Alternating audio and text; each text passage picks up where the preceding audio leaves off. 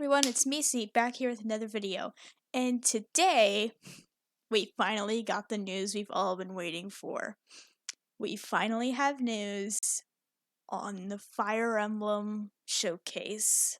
The thing we've been waiting for several months. But before I dive deep into that, if you like my content and want to see more, as always, feel free to subscribe. We're on the road to 100, so let's keep that ball rolling. And of course, I have links to my Twitter and a Discord server in the description. Anyways, let's talk about the showcase and get some things out of the way first. The page will load. Okay, so the Fire Emblem characters will be returning tomorrow. Well, this upcoming reset at the time of I'm recording this. So for me, that is this Monday at 1 a.m. and it's going until May 28th until that reset, which is most likely going to be the gala. But this gives us 11 days, if we so need to hunt down any character that we need.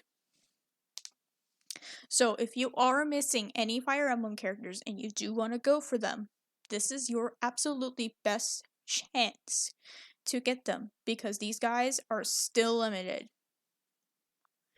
After this banner goes away, we don't know when these guys will be coming back, because that's just too far in the future to predict for us. Anyways, I would say, actually, let's talk about everybody that's featured on this singular banner. They did not split these up into two for some reason. So, I will be going over all of these. So, we have Marth, Fjorm, Veronica. These three were on the Part 1 banner originally. Then there's Chrom, Peony, and Tiki, which were on Part 2. Though Tiki originally was on her own banner, but they're putting all 6 of the gotcha units together. And Alphonse and Sharina are the free characters, so you get them for free for playing the events, which will be added to the compendium tomorrow as well at the time of me recording this. Anyways, let's dive deep and start talking about the characters, starting with Marth, the main character from the Arcanea Fire Emblem games, so like Shadow Dragon and the first game on the NES. Yeah, that's him. Mars is about doing skill shift, so he's a little dated in that aspect because skill shift was a thing of the past and we don't really focus on that anymore. So I will say that skill shift is dead. Like I talked about previously with like Halloween Ellison, skill shift is completely dead, and surprisingly enough, Marth's last boost is Nihility Immune. I'm talking like Nihility stuff, so this is for if you are Dominion. But Marth, back in the day when Volk came out, he was like the number pick. He was the number 1 pick for Volk because he was like top DPS at the time. Nowadays, he's really not the top DPS, but he's still a very solid flame unit. Next is Veronica. She's one of my favorites, personally. But Veronica is all about cheese. She is mostly used in cheese comms, most notably in the MKai cheese, where she can just nuke Kai into oblivion if you buff her enough. Because she did get a really big buff during the 2.0 patch back in September, which made her godly for cheese. But she is like the precursor to today's Emity, so like how Belina functions. Like Emity is like how characters like to function at low HP to get the benefits of more attack. She is like their precursor. But she is actually still usable in Dominion purposes.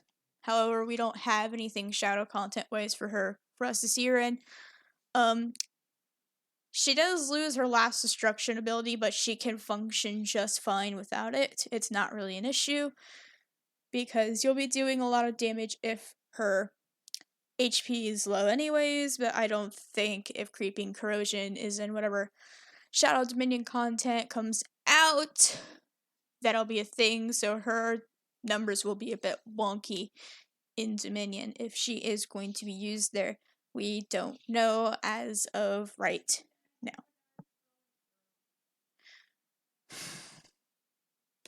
Sorry about that. I got a little bit interrupted there. Anyways. Oh, I didn't know Tiki was on here. I thought Fjorm was. But I guess we're talking about Tiki now? Okay. I was not prepared to talk about Tiki. But so Tiki is kind of like a Dragon Drive unit in a sense. She doesn't have a normal shapeshift gauge. So keep that in mind. She is not meant to be using dragon damage or any of that stuff in terms of prints. And she has very rare and coveted rendered standard attack damage. The only other character that has this is Scarlet Laxi. So if you don't have this co-ability, I suggest you go for it. But Tiki is still very, very good. She's used in Lilith for Master Lilith. She's still perfectly fine. Just know she's buggy to all hell. She's buggy to all hell. They keep fixing her and making her worse. So just be aware that she's just a mess in the code. It makes everything chaotic. Anyways, let's go over back to the main page. Oh, I gotta pull up Fjorm. But that's fine. Okay, I want to talk about the Platinum Showcase. It says it does have Peony on it as one of the featured stuff, so we'll talk about her there. So they're also, on top of the showcase coming out, we are getting a Platinum Showcase, which of course uses Diamantium. It uses the premium currency in the game. So, so you are guaranteed to get one of the 5-star Fire Emblem Adventures of the 6 that are available, and you get to do this 3 times. My personal recommendation for this is, if you are missing all of them or half of them, between having 0 or 3 of them, I think this is more for you. But if you're missing only one, saying you're missing Peony, because I know a lot of people are missing Peony, so I'll use that as an example. I don't think this is for you, because there is a 1 in 6 chance you're going to get Peony, and I just don't like Platinum Showcases because they're usually not on my side, so I'm not going to be doing this, even though I'm missing like half the roster, but I won't be doing that. Obviously, there's Marth. Okay, here's Peony. So, Peony, like Sophie, has the light damage co-ability. When this came out, this changed light, and this is still changing light. Yes, you can use Sophie still if you want, but the problem is, compared to Sophie, who has a 15% light boost, Peony has a 5% above her, which is 20, so that's really, really good. Plus, Peony also has skill shift, so that's dead. So that's not really good for her to be used in Dominion. But outside of Dominion, she is a great buffer. She's mostly seen in solo and autos. I see her very rarely in co-op. But you could still use her in co-op if you want. She is just a great, great light support. So, that's probably why you should all go for her. If you don't have her, she'll make your life so much fucking easier if you're doing light content. Just know for Dominion, I personally just recommend her as a backline over anything else. Tiki. Alright. So I need to talk about the last 2 characters that I did not go over. First of all, we'll be going over Crom. The short and simple answer is he is ass. He is outright garbage. There's only 2 reasons why I'd say you should target him if you're gonna target him. 1, you really like Crom and you've played Awakening. I like Crom and I've played Awakening, so there you go. And 2, collection purposes, and 3, yes, I just added a third. For his co-ability, which is HP defense, which is really, really nice on healers and support characters. But I should warn you, Aether, his second skill, is fucking dead. Let me see if this will pull up.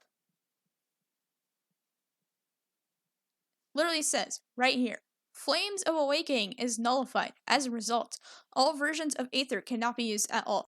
So Crom cannot use his S2 if you're going to bring him into Dominion content. So he is going to be a sitting duck doing nothing and can't get those stacks that he needs to do that damage that he wants to do. He is absolute fucking garbage, especially for Dominion. And outside of Dominion, he's okay. I don't recommend him though.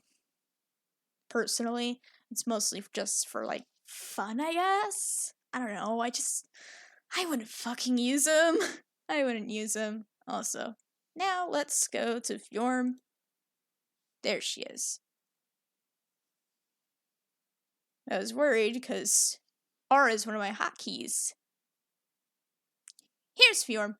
Okay, Fjorm, she's really good with Frostbite. She was used in Hyrule and Hilda. She's like long time ago, but those days are long fucking gone nowadays. She is a very, very good DPS for M. Lilith if you're trying to do that. She is also very good at AI, and she's very good support. She's very good just character for auto comps and stuff like that. Just know her last bravery is dead. It's dead because of Dominion stuff. Because it's a buff, technically, so obviously it's dead. So,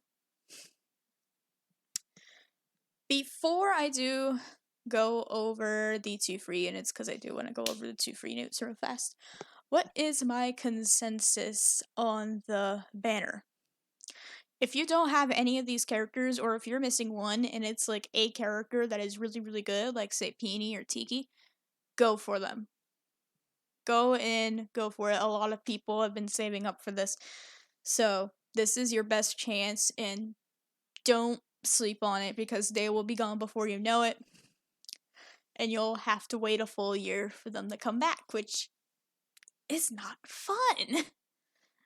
So, I will give you my personal top 3 characters that you should target. Number 1, Peony. For obvious reasons, she has light damage, co-ability, and she's a great support for light. Tiki and Fjorm for M. Lilith. They're really, really good for M. Lilith. They're very good with Dominion and will help you a lot. Now let's talk about the free units. Alphonse is the free unit that you get for maxing out his friendship in the Fire Emblem Lost Heroes event. And he is dated. He is very dated because he was the very first light character to get a mana spiral, so he is not that great. If I were to rank all the light swords, it would be Galliuda first place, Pecorine second place, Albert third place, and then Alphonse at the bottom, because Galliuda and Pecorine are just so much better. But if you like Alphonse, use him. And of course, Last Burst is killed by Nihility, so don't bother. Though I would say pick him up because, he's a free unit and collection purposes to fill holes in your collection. And I guess if you really want to use a light sword and you have nothing else, of course you can use him. I'm just saying there are better options out there, and if you have Galliuda or Pecorine, I'd say use those instead as a light sword. if you so want. Finally, let's go over Sharina. I don't know how you pronounce her name. I just call her Sharina. But people are gonna bitch about that in the comments. She was the free unit from Kindred Ties, and she just joins you automatically as soon as you start the event. You don't have to max out friendship points with her. She just joins automatically because she wants friends. It's in her lore. But the one thing that is very, very good about Sharina is her very unique Paralysis Punisher co-ability. So this means that she will be helping out increasing the damage of paralyzed units, which is amazing. I totally suggest building her up to at least 44 mana circles or mana nodes to get this at the top 8%, so you can use her as a backline. She's very good as a backline, and I have seen her be used in Lilith, so she does have that going for her if you want a free option for Lilith. Anyways, I think that is all for today. I know I was going a little fast, and I was trying to fit everything condensed. I am sorry about that. I'm not very good at making the Should You Summon videos, but as I said before a little bit earlier, I think if you are missing some of these characters or were not here previously for Fire Emblem, go for this. A lot of people were saving for this, and now is the time to use that currency you saved up. And of course, I'll be summoning too, so look forward to a video about me summoning. Anyways, with all that being said, thank you all for watching, and I'll see you all next time.